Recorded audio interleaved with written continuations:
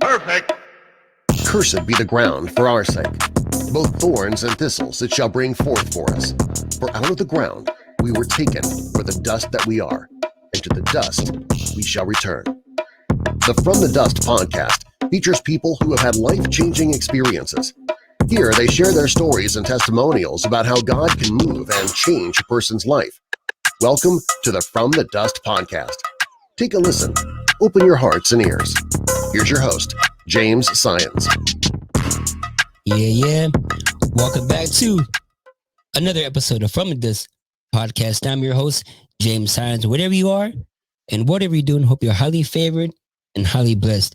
If you have a story or testimony you want to share, go ahead and hit me up at From the Dust podcast at outlook.com. That's From the Dust podcast at outlook.com. Stories need to be told and voices need to be heard. Well, I want to welcome you back to another episode. If it's your first time, thanks for joining. Like, share, subscribe, get the message out there. Let's get these voices heard and these stories told. Well, today, my guest, Sherist Rodriguez, is here to share her story and her childhood and her upbringing, what she's been through and what she does now. So let's go ahead and bring in our guest, Sherist Rodriguez. How are you? I'm doing great. Thank you for having me here today and allowing me to share my story. Yes, thanks for coming along and thanks for accepting to share. And how are you? What is it? Like you said, this is your first interview, and I'm glad to have you here. It is. I finally, at the ripe age of 47 years old, have found my voice and the courage to be able to share and hopefully inspire people to do the same. Come out of silence. I'm sure this is why I started this podcast, to give people a platform, a way to share their stories and their life, their overcomings, their setbacks, just to be an example and a light to other people that no matter what they're going through, no matter what they've been through, there's always a brighter side and there's a way out of their circumstances and their situations. Very true. I agree. So let's get into it. We talked earlier. You had a chance to hear some of the podcasts. You know how it runs. Where were you from, and then where did you grow up? Sure. I'm from New York originally, in the Bronx. And from there, in my 10, 11 years old, moved to Arizona, spent a portion of my childhood there. And then at 25, I moved to LA. Wow. So you're East Coast and the West Coast. That's pretty good industry. And the life, living the life of the East Coast and the West Coast. So it's a good culture mix, if I'm correct. It is. So and this podcast, it's about life-changing stories, testimonials, kind of mostly faith-based, but not just that, just people that have been through some heroin situation, addictions, abuse, and many stories, not just that, but just hardships, stress, all stuff. What was your life growing up? What did you experience that made your life such, I want to say traumatic for anything, but what shook you in your life? Yeah, I had a tough childhood, as many people have. I grew up in a home of domestic violence. I also had family members that were unstable mentally and dealt with their own demons on a daily basis. I also experienced sexual abuse at a young age by a family member, and didn't realize that was carrying into my future. Into my adulthood, actually.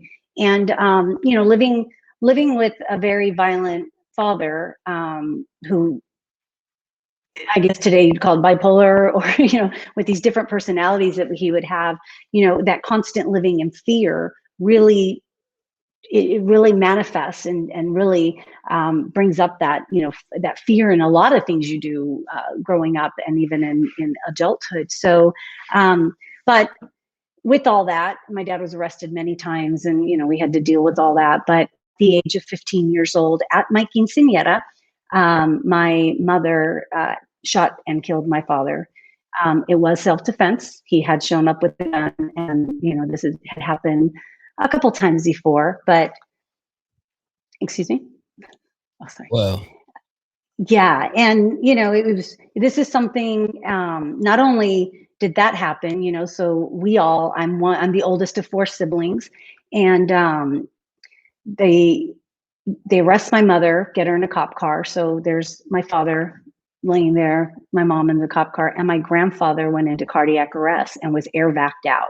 So it was a scene of a horrible movie is what it felt like. Everything was so slow motion, and all of our adults were being shipped out into different places. And so, luckily, I thank God, and yes, I am very faith-based, that he had prepared me for that moment. I had been taking care of my siblings since I was a young girl because we had to hide a lot. We had to run from the violence that was happening in the home. So, that trigger of, I have to take care of the kids now. Like, you need to step up to the occasion. And I tell people it's either you step up or you step out. Those are really the 2 choices we have in these moments. And so I feel like I was prepared to have to step up. So obviously, it was deemed self-defense, but my mother went through a lot with that. And she never meant to kill the father of her children, the love of her life. Obviously, even through all the brutal abuse, she she loved him. So that really tormented her, and she abandoned us and left us to fend for ourselves. And so it was very difficult. And I think, looking back, when people ask me, how did you make it through those times?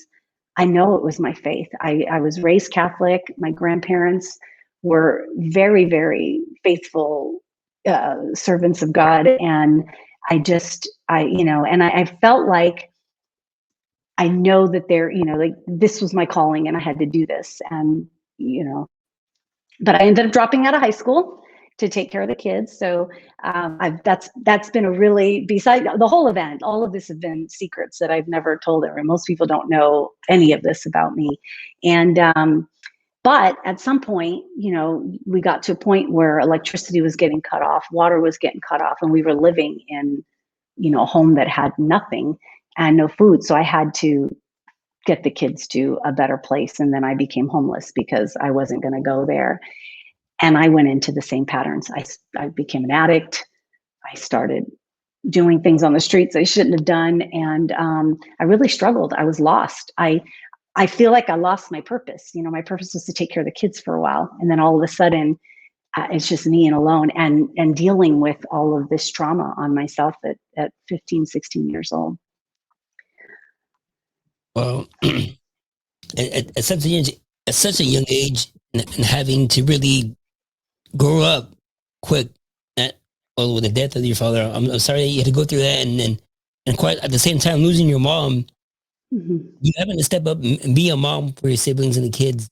You said you had experienced some stuff. What did that life do to you? What did it do to you physically and mentally?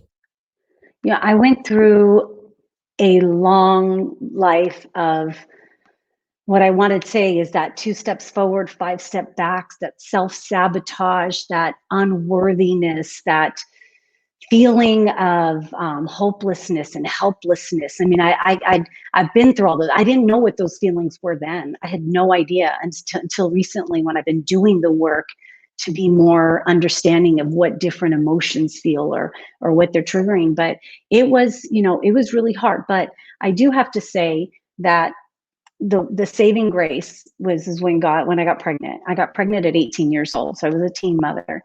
And I knew at that point, like, I knew that he had given me this second chance, because I don't know how I made it through all this stuff. I mean, I really don't. I can't explain it. And seeing people who were at the site when it happened, and hearing them say, I can't believe she's still alive. I can't believe she's not a hot mess. That really, like, inspired me to need to change my life and to prove everybody wrong, to beat the odds. And when this doctor was saying, I can't believe she's not, like, living on the streets and panhandling and, stuff like that, it woke me up. And I said, there's got to be a better life. Like, I've lived through what I lived, and there's got to be more out there. And I just decided right then and there that I need to change, that I need to start doing things, even without knowing the tools and everything that we need to do. I just decided to start taking those steps and having faith that as I go through it, God is going to bless me with whatever I need to continue to walk this journey. How were you able to overcome your addictions and those feelings that you were brought upon you upon this? And then how were you able to, like you said, you were finally able to turn them around? What was that pivotal point where it made you, you know what, this is it. I got to do something with my life because I'm going to head down the wrong road and I may come back or I may not come back. What was that point in your life? Yeah, it was waking up completely stoned, high, on drugs, in the middle of a park with a bunch of kids coming out to practice soccer. And there were these kids looking over at me like I was this bum. And I just thought, I cannot do that. That is not me. I cannot be letting kids see me here. My job is to inspire kids and to help them. And to be sitting there, it devastated me. And that was that moment that told me, no, that it's over.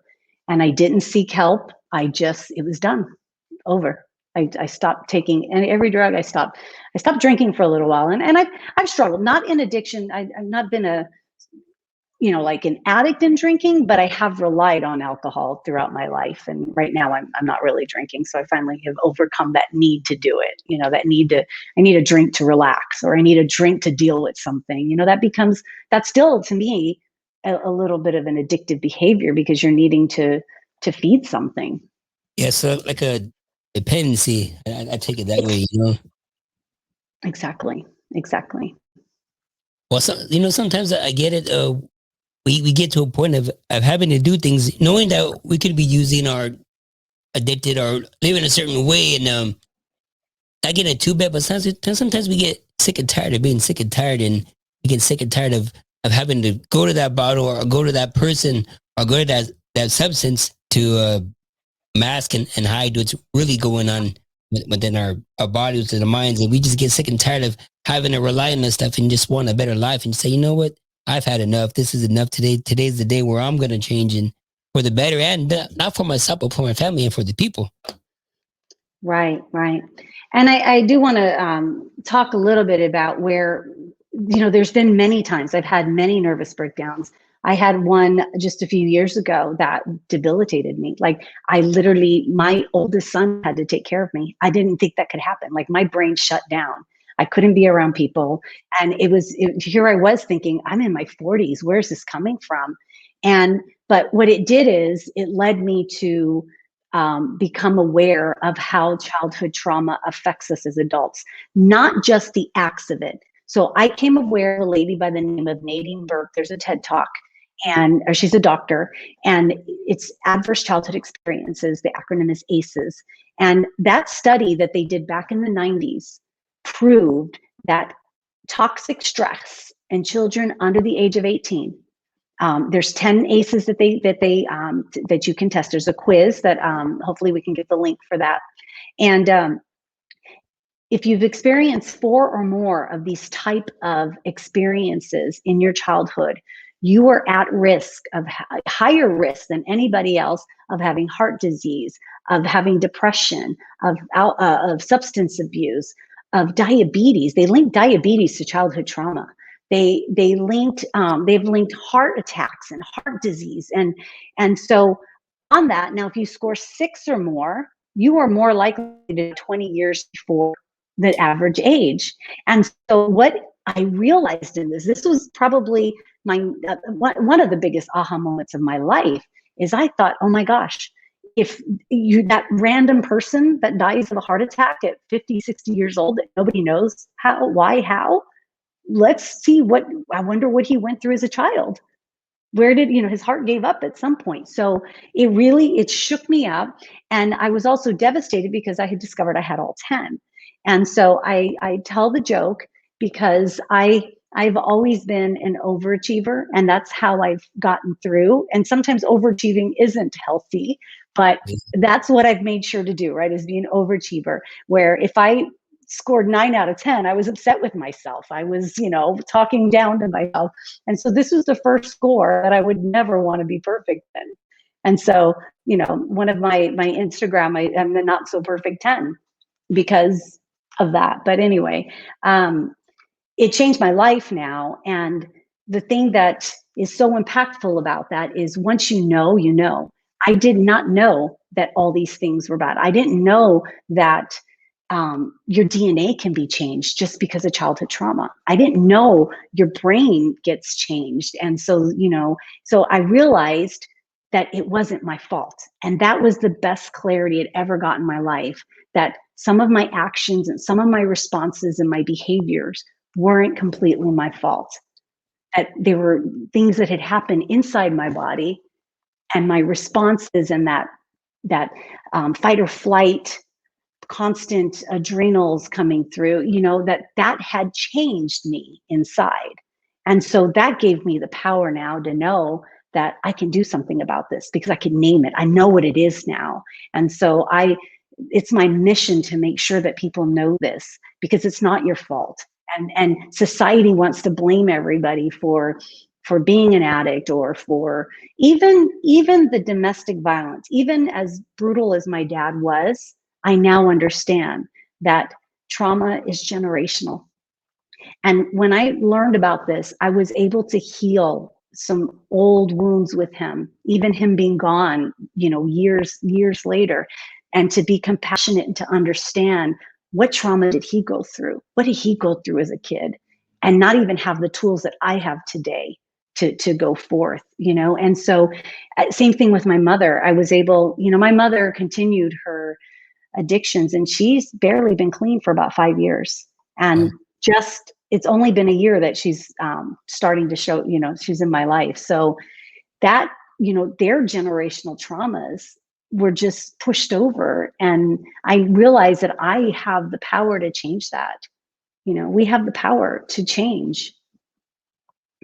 Yeah, we do. We have power to change, but we learn, like, for instance, some of the things that I went through, some of the ways my dad raised me and taught me was because he learned it from his father, and obviously his father from their father. But with that, I learned to how to be different with my own kids. I understood what it did to me, what it did to my parents and their upbringing. So even now, I try to do my best. I'm not going to say this because when that was said, it affected my body this way, or my parents did this, or my dad did this, it affected me this way. So I try to do my best, to change. So obviously to shift that perspective, and at least give my kids a better outlook on life and stuff like that. What Right.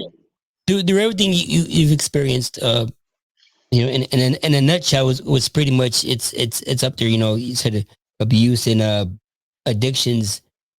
What are your ways of helping your fellow men? People that are going through the same thing you're going through. What do you do to help them and to get the message out there? Sure. Well, I was taught too. My grandparents played a very big role in our lives in terms of, even though, I live with my parents, my grandparents are the ones that were picking us up and taking us to school and, making sure we went to church. And so we did a lot of outreach. They were very active in the community. So as an adult, I carried that on, and I have been involved in many things.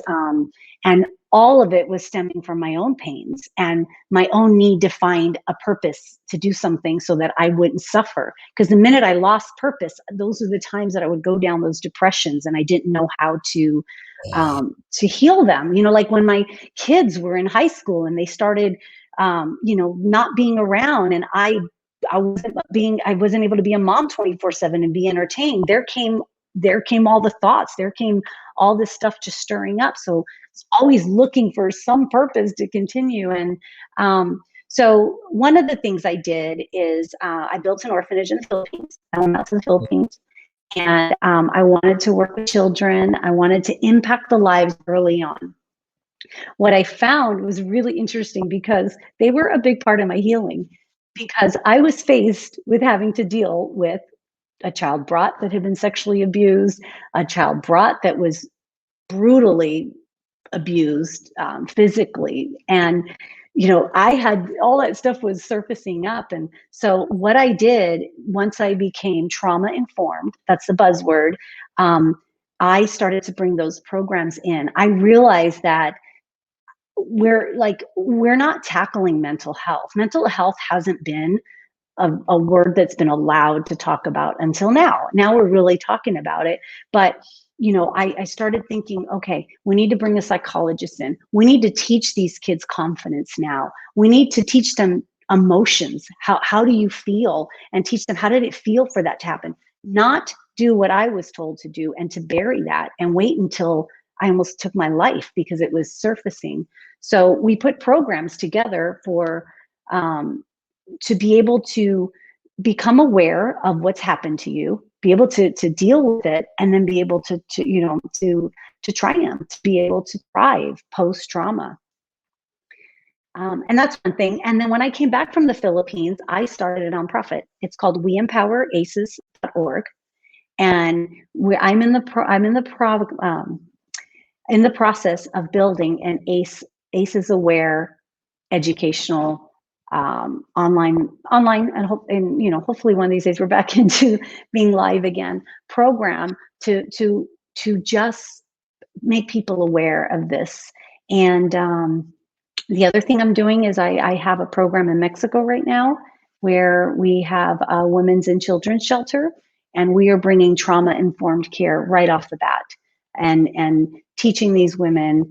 It's really hard, especially in poverty, that they matter, that they can speak about these things, they can heal from it. And so it's all in the works, but I just, I'm starting with being able to talk about my own pain and sufferings, and be able to show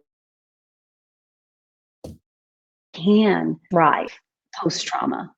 We can, and it's the mindset that we have, and we have to make that choice and take charge of our lives, and find purpose behind it too. I mean, if that's what luckily drug me through, because if not, I don't think I'd be here.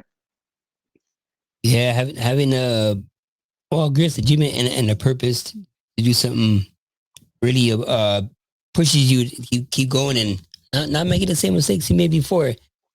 I always give my opportunity, my guest opportunity and the voice to where can we find in your resources, and anybody that's going through trauma and abuse, everything that you spoke of is going through what you're going through. Can you provide any links, any ways of services where they can go and search it out? Absolutely. I would tell everyone to start with Nadine Burke. She's a doctor. She has a TED Talk on adverse childhood experiences. This right now, if you're hearing this could be a little devastating. And once you start to do some of the research, you may have that aha moment where I did it, and where I felt like I wasn't crazy. It was the first time in my life I was like, I'm not crazy. I couldn't control some of those things that I was doing, and now I know why. So be kind to yourself when you hear about this. Be loving to yourself. Educate yourself. Take the ACE quiz, and so that you can know which are the traumas that potentially affected you, and so you know your score. If you score 4 or more, there's certain things that adverse health conditions that could affect in our future. 6 or more is even more.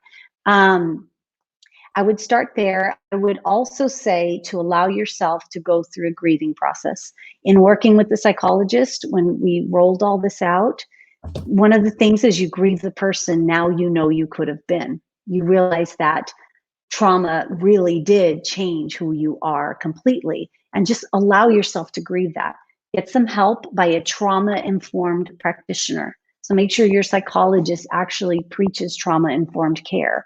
It's a much better way that empowers you to heal versus just sitting on the chair and talking about it all the time, which is actually re-triggering. So it's about not re-triggering and actually healing. And you can go to my website, weempoweraces.org. We will be updating information. We have a Facebook group, because community is everything. So a lot of people that have had traumas many times live it secretly. And I call it last year me coming out of the closet. And there's a taboo sometimes again, about these things, especially sexual abuse. That's one of the hardest ones, and more so for men to come out. And statistics show that men are probably abused just as much as little boys. And so anyway, these are tough topics to talk about, but they are the truth. And so there is so much potential for everybody to change and to be able to own this and speak out. But if you can't, make sure you get involved in a trauma-informed community, because being able to know that you're not alone. 1 in 4 people experience 4 or more traumas on that ACE score. That is a huge statistic. And so changing that, we're not alone. Like if I sit in a room of 8 people, 1 other person has been through a lot of trauma. So it is a big statistic. And so I urge you to look at that. I urge you to, there's books about ACEs and adverse childhood experiences. But definitely reach out, join my group. You can find me on Facebook. My name is very uncommon, so you can find me very easily, and I can get you the link. Yes. And before we go in episode, can you give the woman that's going to be hearing this, or the man, that's going through it, what kind of words of hope and inspiration can you give them, just to give them that nudge to get over that mountain and to the next stage of their life? And whether if it's faith-based, whether it's seeking that help, or just, that we're going to encouragement just to get through the next day. What can you tell them? Especially with the word matters right now, like everybody's lives matter. Every single person is important in this world. Sometimes we don't understand why we've gone through so much pain, but oftentimes we drag that pain with us. And so you have that choice to, tie that pain up in a rocket and shift it off to the moon and let it go and begin to heal. It's all you. Like, it's absolutely 100% your choice. Get the help, and you can thrive, and even more so because you can use what you've learned. Like most of you have built this resiliency that some people would dream of having. And so you can turn that resilience into building businesses, into creating programs, into helping others. And so use your experiences to empower the world. Yep. Well, Sherist Rodriguez, I want to thank you for your time and for your word and your courage to come on here and sharing your story. Not just that, but the hopes of inspiration and the hopes of a better life. Again, if you have a story or testimony you want to share, go ahead and hit me from this podcast at outlook.com. That's from this podcast at outlook.com. Stories need to be told. Voices need to be heard. Go ahead and like, share, subscribe. Share the message. Let's get these voices out and these stories are heard. Therefore, if any man be in Christ, he is a new creature. All things are passed away. Behold, all things become new. Y'all be blessed. We'll see you again from the Does Podcast. Yeah.